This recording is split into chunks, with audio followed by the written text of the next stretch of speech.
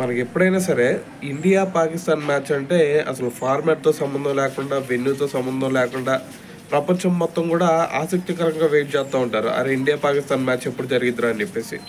అయితే మరి ఈరోజు వచ్చేసరికి ఏషియా కప్‌లో భాగంగా ఇండియా వర్సెస్ పాకిస్తాన్ మ్యాచ్ జరుగుతుంది గాబట్టి, అయితే మరి ఈరోజు ఈ మ్యాచ్‌కి అంతే హైప్ ఉందా అంటే, ఈరోజు ఈ మ్యాచ్‌కి అంత హైప్ లేదనే జెప్పాలా. ఎందుకంటే ఒక పక్కన చూస్తుంటేనేమో టికెట్స్ మొత్తం కూడా సేల్ అవ్వలేదు. సో ఇంకా చెప్పాలంటే మనకి ట్విట్టర్‌లో boycott India versus Pakistan match, అదేవిధంగా బాయ్‌కాట్ ఏషియా కప్ అని చెప్పేసి ఒక హ్యాష్‌ట్యాగ్ కూడా మరి ఇప్పుడు వైరల్ అవుతా ఉంది. సో ఇంకా చెప్పాలంటే మనకి ఎమ్మెల్యే రాజా సింగ్ గారు కూడా ఇదే మాట్లాడుతూ ఉన్నారు. ఎవరికి కూడా ఇండియా వర్సెస్ పాకిస్తాన్ మ్యాచ్ చూడాలని లేదు.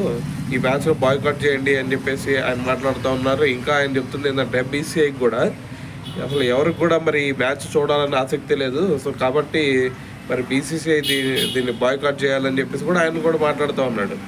ఇంకో విషయం ఆయన అంటుంది ఏంటంటే, రీసెంట్‌గానే మనకి పహల్గామ్ ఉగ్రదాడి జరిగింది కదా! మరి ఆ ఉగ్రదాడి తర్వాత మరి ఇటువంటి పాకిస్తాన్‌తో మ్యాచ్ అనేది సరైనది కాదు.